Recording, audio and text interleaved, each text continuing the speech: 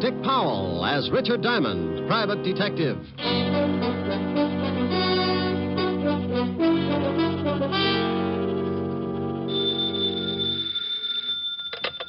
Diamond Detective Agency, the Smiling Gumshoe. Rick. Sign up for our new contest and win yourself a beautiful all-chrome, pre-tested, genuine electric chair. Oh, lovely. What do I have to do? Just tear off your scalp and send it along with 25 words or less why you love Richard Diamond. I can do it in 2 words. What are they? You're pretty. Oh, you win, you win. Where do you want the chair sent, madam? 975 Park Avenue, but I think I have AC current. No problem with the Jiffy Toaster chair. It works on any current, AC, DC. And we have it in 3 speeds, 45, 78, and long playing. Oh, no. Oh, Rick, that's awful. Hello, baby. Hi. What are you doing? Oh, nothing. What's with you? Oh, I just thought I'd call and find out if I'm still going to see you tonight. Yes, ma'am. We going to stay in? Well, I thought I'd have Francis fix dinner and we could sit around and listen to records or something, but if you'd rather go out, No, baby. I think that would be lovely. And so does my bank account. Oh, broke again? Not quite. A little bent. I hope the next client I get has a big, fat trust fund. Well, don't you worry about it. I'll see you around 8. Okay. Bye, baby. Bye.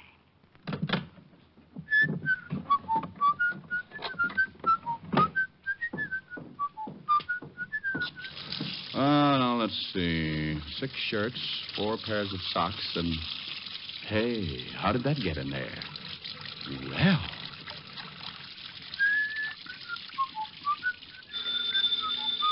Oh... Okay. Yeah? Well, what's the matter with you? You lost up my laundry. What are you talking about? Today isn't Tuesday. Okay, Walt, so it isn't Tuesday. Nothing's happening around this place. I felt like doing some washing. Why don't you put it away and come on down here? I'll give you something to do. What do you mean?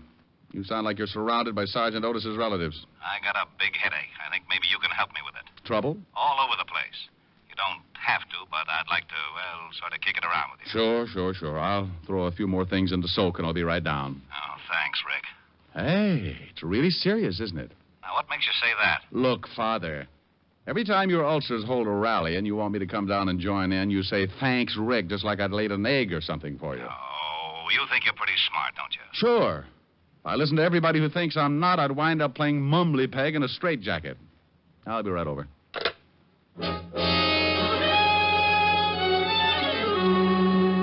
Well, that's the way trouble can get in the way of an otherwise quiet afternoon. Walt doesn't usually call me like that, but when he does, I know things are bound to get pretty rough. I tossed all of my shirts into soak, closed up the office. 20 minutes later, I was walking into the squad room of the 5th Precinct Police Station. I spotted Sergeant Otis hopping around like a crapshooter on his 10th pass. Well, what's with you, Otis? Huh?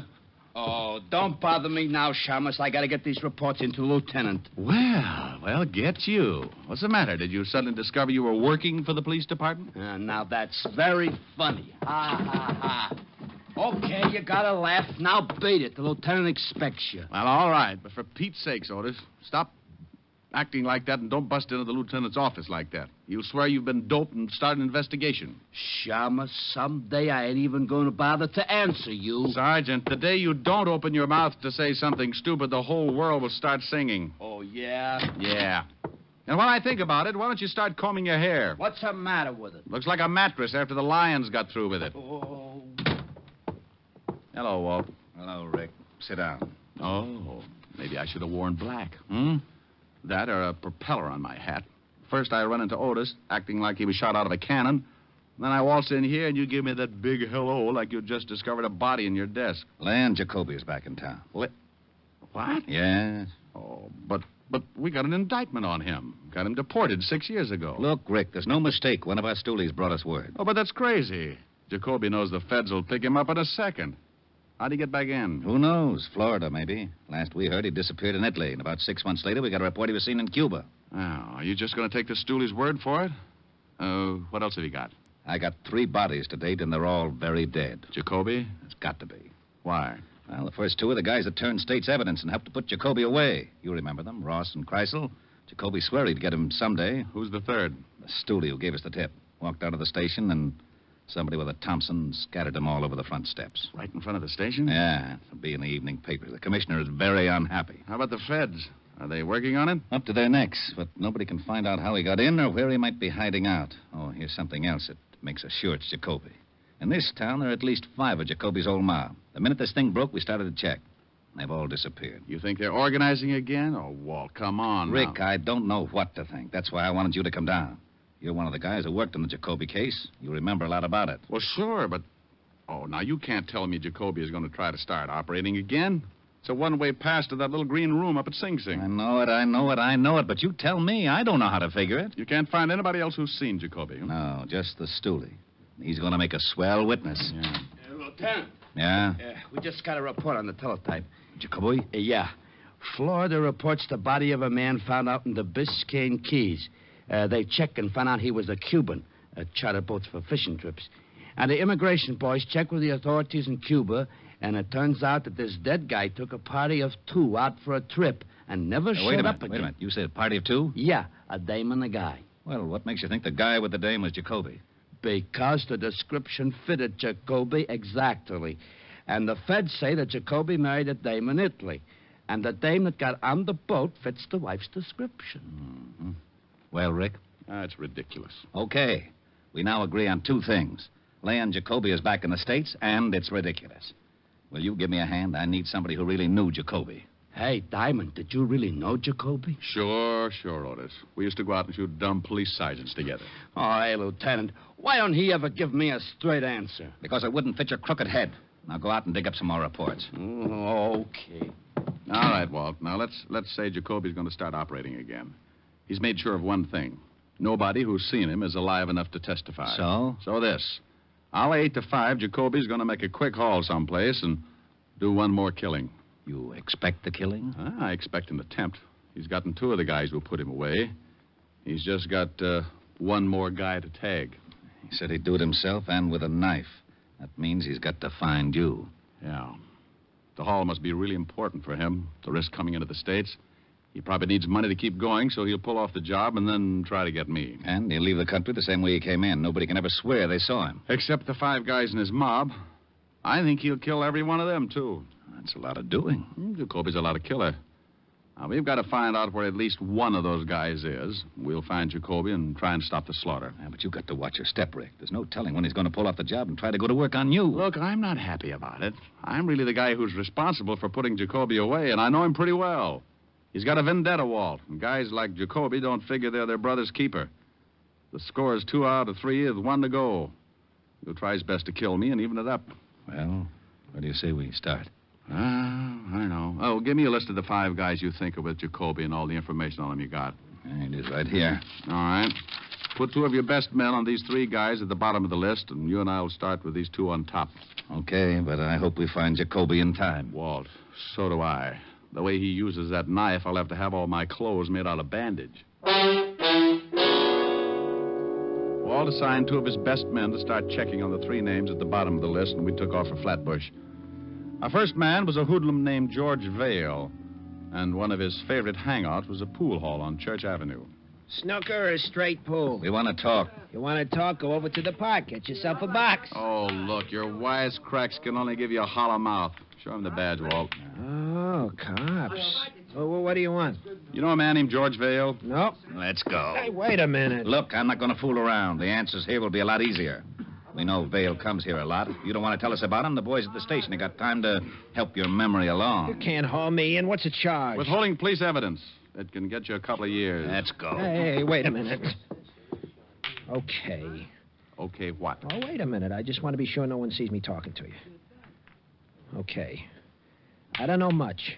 Vale ain't been in here for a couple of days. Where does he live? I don't know. I swear I don't, but I do know it's in the neighborhood. Sometimes I see him coming out of a little delicatessen across the street with a bundle of groceries. Let's go, Walt. Yeah. Oh, thanks, Sporty. It's guys like you who make the police department such a happy little group.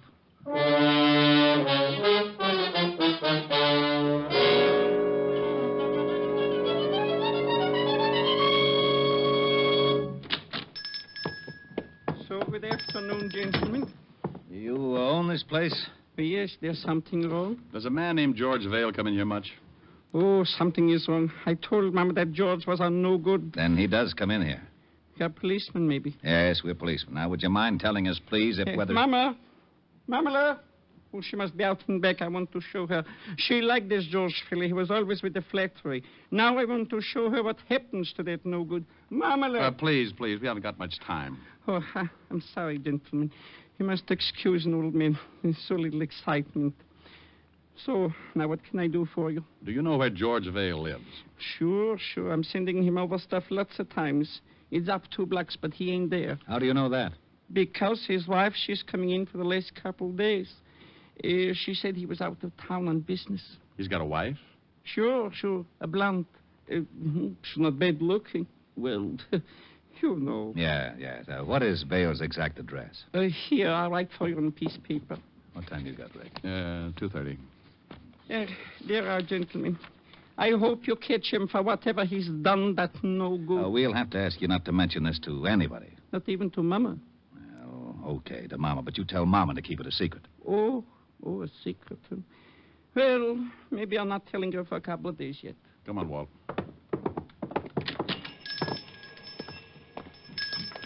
We going down to see Vale's wife? No, I got a better idea. Don't you think she'd know where Vale is? Maybe, but she's not going to tell us. But if we throw a scare into her, she might tell her husband something. If she knows where he is. Get Otis down here with a recording outfit. We'll wait until we see her leave the apartment and bug the place. No sense in tailing her. If Vale is with Jacoby, he wouldn't give her the address. Maybe he didn't tell her anything. Maybe he just took off. That's a chance we got to take. Maybe he gave her a phone number where he could be reached. On the way down to the Vale address, put in a call at the precinct. Right. KXKB to KQAR. I'm at the corner of Flatbush and Church. Have Sergeant Otis report to me on a code 3 and tell him to step on it. Walt finished his report, and we both went over and talked with the landlady in Vale's building. She told us that Mrs. Vale was still in her room and gave us an accurate description. Also, she agreed to pull down her window shade when Mrs. Vale left the building so that there wouldn't be a chance of missing her. Then we went back to the car to wait. In about 15 minutes, Otis showed up carrying a small, portable recorder. Here you are, Lieutenant. All right. Get in the back seat. We're going to wire somebody's apartment? No. I just thought it might be fun to play cops and robbers. Now, relax. We might be here for quite a while. Not so long, Walt. Look, there goes the landlady's signal. Yeah. Mrs. Vale should be... There she comes. Yeah. Otis, get set. We got to go up there and plant a bug before she comes back. I'm set. I got 4 cars at the intersections just in case she's got a car. If she walks, I got 4 men to tail her, depending on her direction. She's crossing the street. KXKB to KQAR. Cars 7, 9, 3, 14. Stand by. Rick, you notice. Get up there with a bug. Right. Come on, Otis. Yeah. Right with you. Attention. Suspect is turning into Church Avenue, heading for New Lot. Blonde, 5 feet 4, wearing checkered coat and carrying a black bag. In here, Otis. Yeah.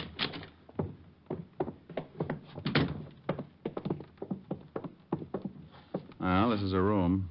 The landlady said she'd unlock it for us as soon as Mrs. Vale left the building. Bingo. Go on in. Okay. Now, plant it just like you knew what you were doing, Sergeant. I'll take the box down in the basement where we can listen. Give me 5 minutes and then give me a quick test. Well, how long have I got to set it up? Who knows? Don't worry about it too much. If Mrs. Vale comes in, just tell her you're selling tape recorders. Oh, she won't believe that. Otis, with your face, you'll have to believe something as stupid as that.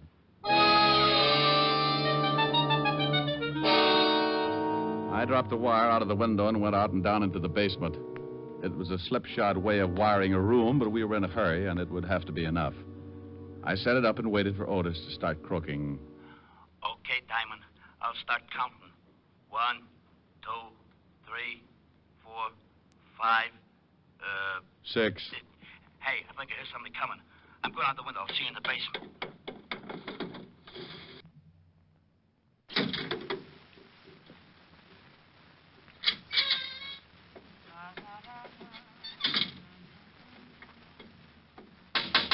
Oh, for Pete's sake. Gee, she nearly caught me. I come down the fire escape. Well, come on in. Yeah. Hey, how's it working? All right. Listen. Hey, she ain't got a bad voice. You probably got me plugged in with Morton Downey. What are we going to do? Just sit here and listen? The lieutenant's going to give Mrs. Vale a scare, Otis. Then we're going to listen. I don't get it. Shh. That's Walt. Who's there? The police, Mrs. Vale. Huh? Oh, well, wait just a minute. Hey, it sounds pretty good, don't it? Shut up, Otis. Yeah? I'm looking for your husband, Mrs. Vale. He isn't here. He's out of town. What's wrong? He's wanted. For what? Murder. Mind if I come in? Got a warrant? Okay, make it tough. Where's your husband? I told you. Well, we're out of town. You didn't tell me. Okay, I'll be back with a warrant. Now we'll see if it works.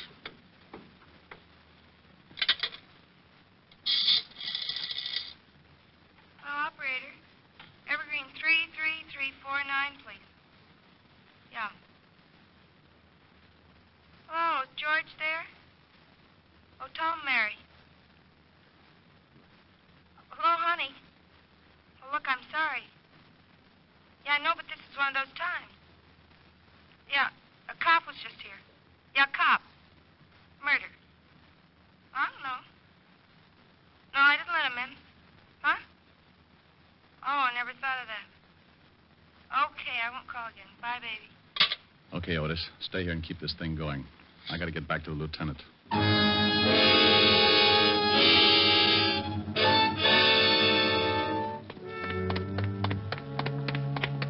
Did it work? Yeah, like a dream. She called Evergreen 33349 and talked to George. I'll check the number. You start driving north, so we'll be in the general exchange area.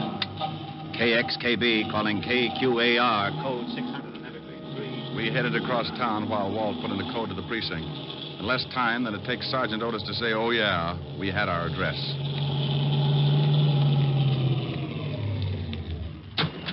Well, wouldn't you know it? Another pool hall. Yeah, guy must like the game. Hope he's in.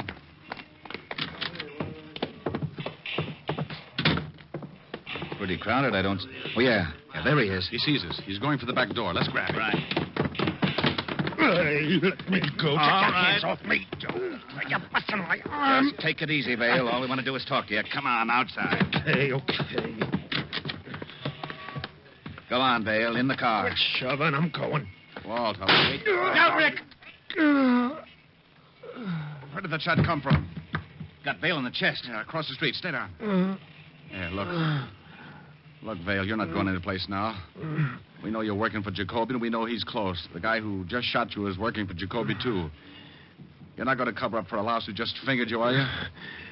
Jacoby's looking for you, too, Diamond. He's going to cut you up bad. Where's the hideout, Vale? I'm going to put in an 800 on this, Rick. I want this whole area surrounded. Come on, Vale. Where's Jacoby? 455. Vale. Oh, swell. Repeat, code 800 from Central Park West to 10th, from 59th Street to 64th Street, KXKC, now at Pool Hall, 9th Avenue, 60th Street. Okay, Rick, what's with Vale? Yeah, nothing. Dead? Yeah. Gave me half of Jacoby's address, 455, and then made the trip. 455? Well, come on. There can't be too many 455s within walking distance. What about Vale? Yeah, I'll call in for the wagon. Go ahead. I'll start checking apartment numbers. Now, you wait a minute. You better take it easy. Jacoby would like nothing better than to have you go knocking on his front door. If I know Jacoby, Walt, he's got the radio on, and he knows just what you're doing. Besides, that finger man will tell him about Vale. Somebody's got to find him before he makes a break. He's done enough killing. Well, if you do run into something, you wait for the boys. Walt. Yeah?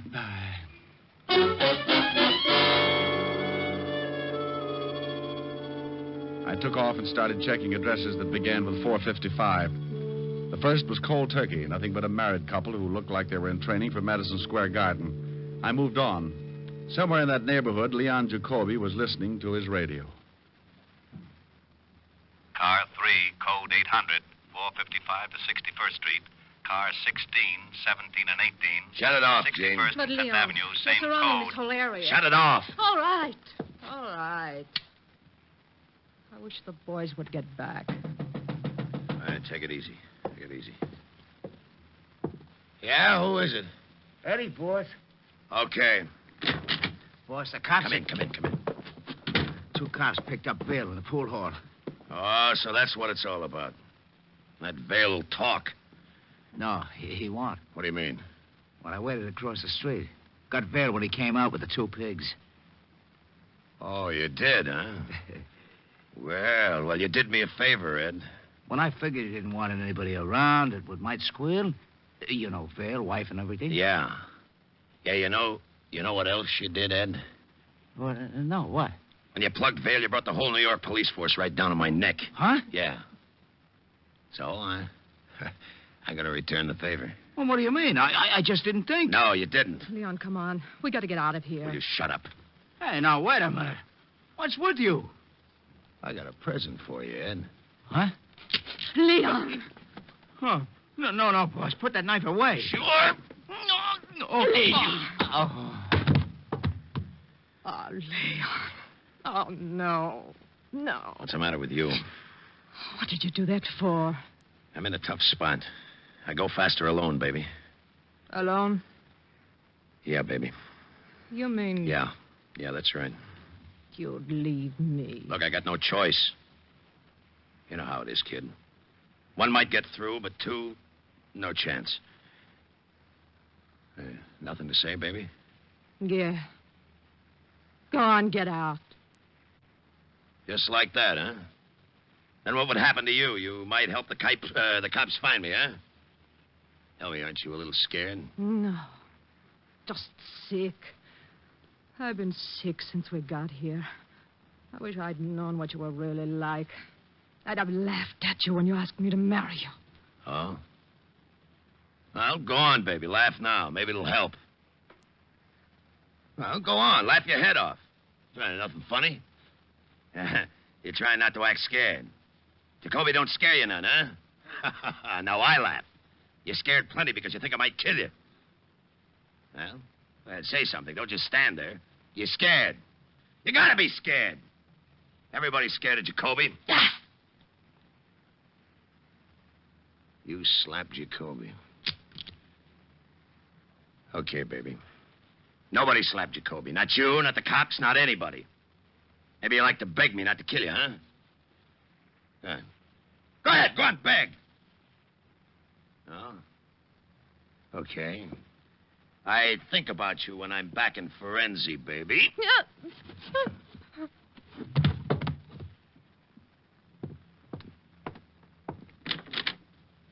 Arrivederci.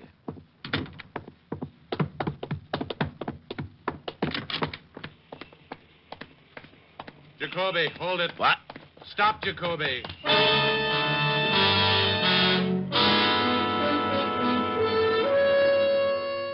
Well, Jacoby had waited 6 years to get a crack at me, and it looked like he was going to finally get his chance. The alley was a dead end. I stopped and listened. The back of the alley was stacked with boxes, and along the sides, garbage cans. He could have been hiding anywhere along the line. I'm coming in, Jacoby. You want to give it up, or do you want to play? The block's surrounded. Okay. I ain't got a gun. Come on out. All right. Only don't shoot, Diamond. Walk over here. Hey, you see, I ain't got a gun. I don't shoot, please. Shut up, slob, and start walking out. What you gotta act like that for, huh, Diamond? Come on, Jacoby, move. So, what do you cops got against me? What'd I do, huh? Nothing, Jacoby. Not a thing. Start moving. Well, why you gotta get so tough? Or maybe you're scared. Scared to death. Now, if you don't hurry up and move, I'm going to shoot you full of holes. I'm so scared. All right, Diamond, all right. I ain't got no gun, so you can push me around like that. What are you going to do to me, huh? Why, not a thing. Haven't you heard? The city went out and bought you a yacht. They like the way you kill people, so they're going to give you the yacht and send you back to Italy. Now, walk out of that alley. Okay. Now, you dirt.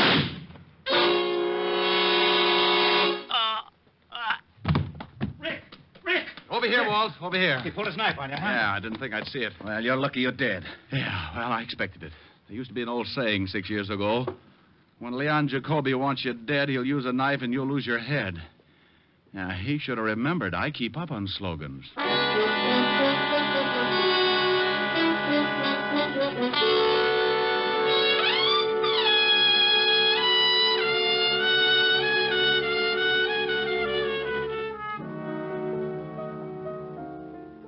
like that's an awful story. Well, you wanted me to tell you about it. But it's so terrible, and you're so lucky. Yeah, I guess so. You'll certainly know better next time. Oh, I'll never make the same mistake again. Oh, I should hope not.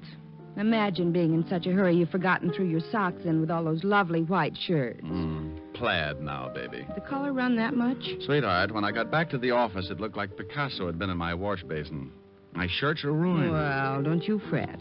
Mommy's going to buy little old Rick a whole new batch tomorrow. Oh, no. Really, I couldn't. It's just against my principles to take anything from a woman. It is, huh? Definitely. What's that song you're playing? 16 neck, 33 sleeve. What? Oh, you idiot. Oh, I was bad. I dropped a real old hint. Well, I'll drop a little old hint, too. Very subtly, of course. Sing. Oh, baby, you're the subtlest. Climb aboard a butterfly and take off on the breeze. Let your worries flutter by and do the things you please. In the land where dollar bills are falling off the trees, on a dreamer's holiday. Every day for breakfast there's a dish of scrambled stars, and for luncheon you'll be munching rainbow candy bars. You'll be living a la mode on Jupiter or Mars, on a dreamer's holiday. Make it a long vacation. Time there is plenty of. You need no reservation. Just bring along the one that you love. Help yourself to happiness and sprinkle it with mirth. Close your eyes and concentrate and dream for all you're worth. You will feel terrific when you get back down to earth from a dreamer's holiday. How was that, honey? Huh? Baby, you're the craziest. What? Now, where did you pick up that expression? Oh, I get around now and then. I know a couple of musicians. Oh, I bet they all play lead kazoo. Come here. What do you want? I want to lay one on you. What? Oh. What'd you think of that, Pops? You want the honest truth? Uh-huh. Solid.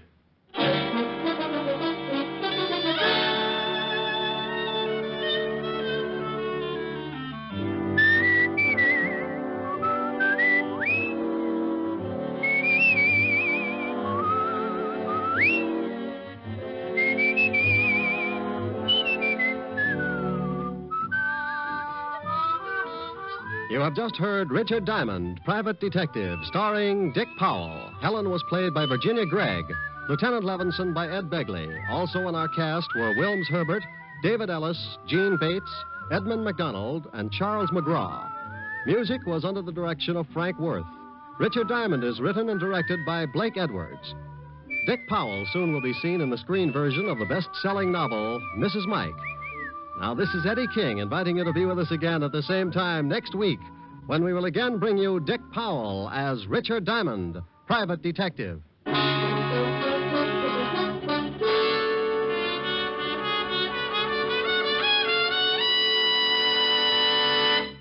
Sunday evening means stellar listening on NBC. Tomorrow, be sure to hear the American theater's foremost acting couple, Alfred Lunt and Lynn Fontanne, in the whimsical comedy The Great Adventure on the Theater Guild on the Air. And for another great adventure in comedy tomorrow, remember to hear the Phil Harris Alice Faye Show. Great entertainment Sundays on NBC. Next, it's Death in the Rain with Maureen O'Hara on NBC.